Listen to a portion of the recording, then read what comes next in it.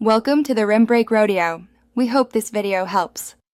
In this video, I will explain how to unlock the Kraken Arena.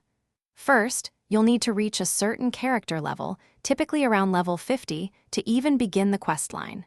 Next, ensure you have completed the main story quests leading up to the arena's introduction. This guide will walk you through each step, making the process straightforward and easy to follow. Get ready to face the Kraken. To start, your character must be at least level 50. This ensures you have the foundational strength needed for the challenges ahead. You also need to have completed the primary campaign quests, as the arena's unlock quest is often a direct continuation. Once these are met, head to the coastal town of Tidefall and speak with Captain Blackwood to receive your first task.